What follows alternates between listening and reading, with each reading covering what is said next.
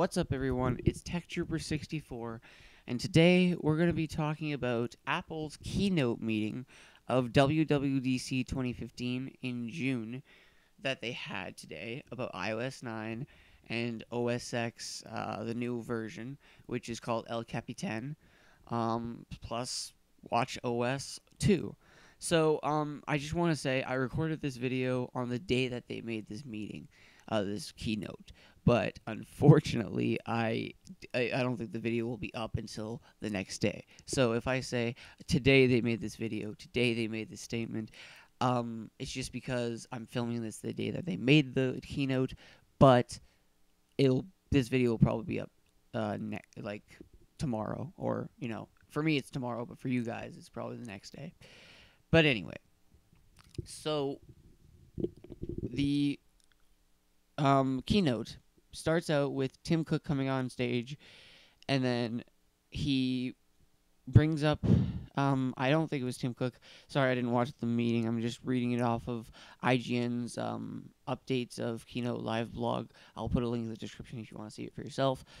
But anyway, I saw the beginning of it, but not much of it. So they open up with talking about the new version of OS X for Macs, which is going to be called El Capitan. And this includes a lot of new features, such as, here, just give me a sec. So what you can do is that the experience and performances are, increased. You can have tweaks to the Spotlight, built-in apps. I'm going to try speeding through this because there's a lot to go through. In Safari, you can pin sites to the tab bar. It's a little bit like bookmarks. You can mute the windows. You don't have to mute all the windows you're in. You can if you want, but you don't have to tab over it to silence it. You can search up anything on the Spotlight search, and anything will pop up on your computer very easily.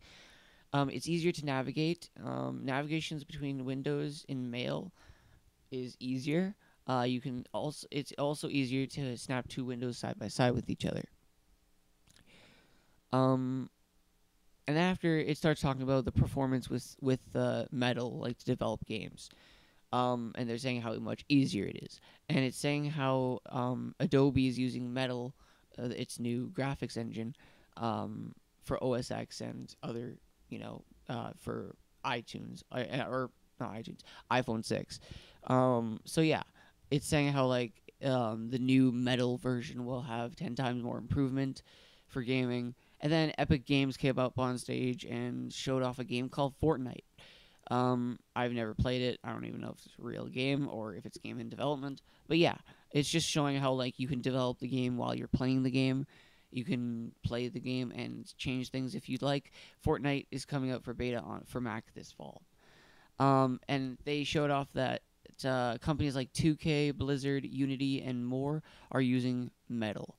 El Capitan's beta will be available to devs today, and will come to consumers in the fall. And then they talk about iOS 9. iOS 9 has now an 83% adoption rate for iOS 8. So, yeah. Also, they say that iOS 9 is going to be focusing on privacy. So it's going to be all about privacy, about your stuff, your bank account, maybe your stuff of your private information. It'll all be kept in secret.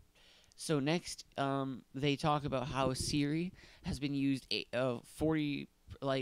been used 40 billion times or something like that, and they're planning to make Siri 40% faster than she is today. And not just that, but she'll be claiming down to 5% error rate, so she only has 5% of making errors, which is good because I use Siri a lot for my iPhone 6.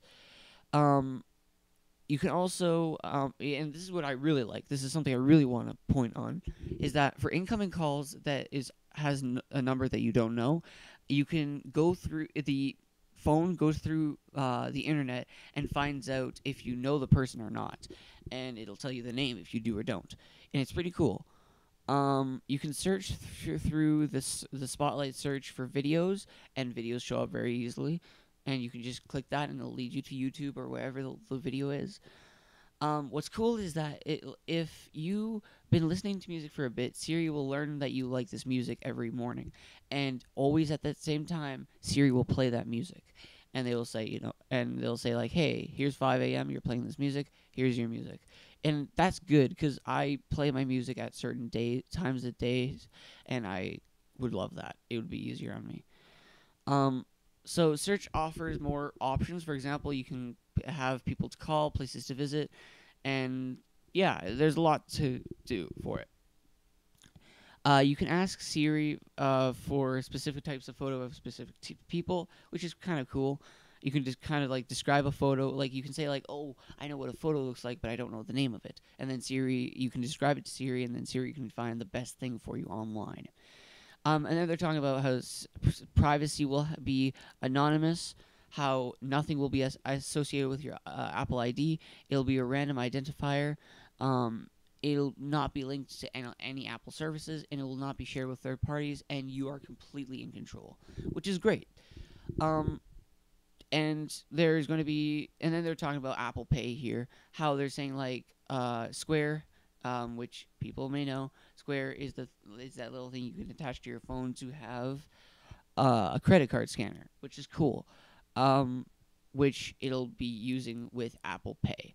More retailers are supporting Apple Pay, such as Trader Joe's, Dunkin' Donuts, and Best Buy, and etc. There's a lot more. Pinterest will be really cool. Like, let's say you want to you see something on Pinterest and it's really cool and you want to buy it. It tells you how much it is and if you want to pay it with your Apple Pay. It's really cool. They also announced that Apple Pay is coming in the UK, which is great for UK, but I'm in Canada and I really want Apple Pay, so they haven't announced when Apple Pay is coming to Canada yet, but that's what I want to know. And then they continue on saying like you can add store cards store membership cards to Apple Pay, which is cool and all. And it'll also be added to Passbook. Passbook, speaking of which, will be also renamed to Wallet in iOS 9. So yeah, then they talked about notes, and this is what I love because I use notes every day. You can make lists, like checklists on your notes, and you can add photos from the camera roll, and you can also draw with your finger. And I think that's really cool because on the checklist, let's say you're done on a checklist and you check something off, you can just tap on the check mark and it'll check mark it for you. And it's really cool how it does it. And not just that, but when you are on Safari, let's say, you can take what's on a whole Safari page and put it on notes, and it'll be staying on there, and it's really cool. I don't think they were like saying how you can like take a video from online, but they said a whole web page will be possible. So yeah. So they're talking about how transit info will be on maps starting in iOS 9, and that's great. I don't use the Apple Maps. I use Google Maps on my phone personally. But yeah, it's great. That's great for people who use Apple Maps. And there's a few things that are repeating right now here. Don't know why it's glitching out like this now. Okay, here we go. So you can actually start typing with swiping now, which is great. You can show bookmark articles, and they have like what's called thumbnails, which is great. I don't use bookmarks very much, but that's great. Then they talk about iPad now. They're saying how there's new shortcuts. You can put 2 fingers down on the screen. This turns the screen into a trackpad, which I wasn't there to see what they mean by that, but we'll have to see later on. There's going to be big new multitasking features. For example, like you can swipe right, that will let you open a new app that you can interact with, and you can move both windows at the same time. And what this means is like the snap feature on Windows 8.1 and Windows 7. Yeah, it's a little bit like that. So you can have the snap feature where you can have 2 screens at the same time, and you can operate the 2 screens at the same time. So I think it's really cool that you can do that. But that's just me. Not just that, but a feature that was on Samsung Galaxy phones ever since Samsung Galaxy 3 is that you can play a video while you're doing anything else on your products. This will be exclusive to iPad, unfortunately. But it will be available on iPad Air, iPad Air 2, iPad Mini 2, and iPad Mini 3. Not just that, but iOS 9 is including a low battery mode, which will give your battery another 3 hours when you turn it on, which is great. I love that idea. And then they talk about how devs can use a special feature called Replay Kit, which means that players, when they're playing games, they can show off a replay that they're doing right now, and then they can send it online and they can share it with people, which is great. And then they talk about how CarPlay is going to be great, and then Swift is something that they love. I don't know what whole Swift is, but apparently Swift is a great thing and people love it, and it's a development tool. And Swift 2 was announced, and it's going to become an open source, which is great.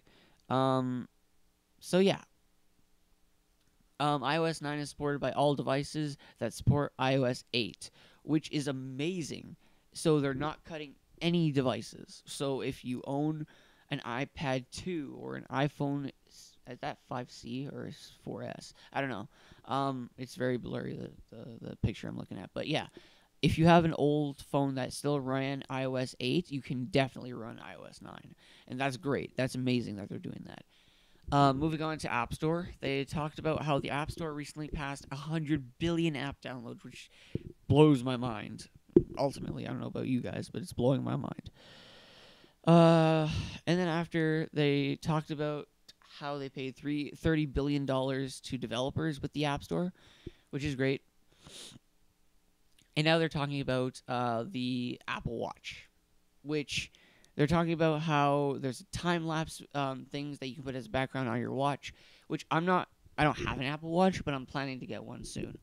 So yeah, you can have like pictures that move with the time lapses of locations as your background. You can also have something in your camera roll as background. Also, when you're charging your Apple Watch, when you put it sideways, as you can use it as a nightstand style alarm clock, which is great. I love that.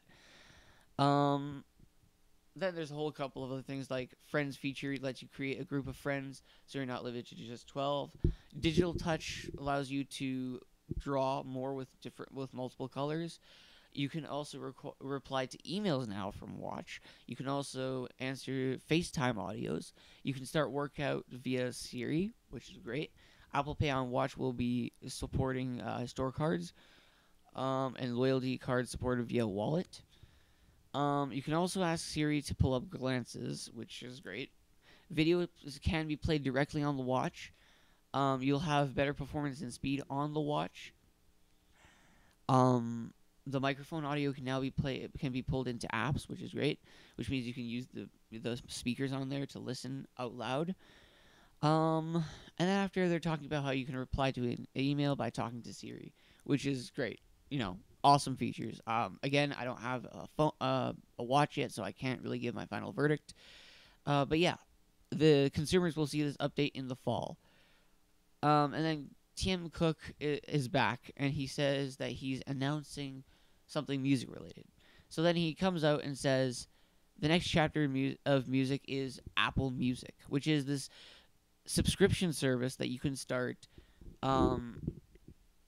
that you can have and you can pay for, just like Netflix. But this time, instead of streaming movies, they're streaming music, which means you have the access to all of iTunes. Imagine all the songs you can buy on iTunes. Those are all free if you sign up for this subscription service. So obviously you need Wi-Fi. And it seems great, but it's expensive for what I'm looking at right now. Demo, they showed off a demo of it. It seems like it's good. It'll be available on iOS 9 apparently. You don't have to pay for it if you don't want to, but you can if you want to. So yeah. But another cool thing is that you can play a song from a movie, and you can say to Siri, "Hey, can you play this song from this movie? I really like it," and they'll play it. And then Android support for Apple Music. So they're planning to make this platform-wide, not just on Apple products.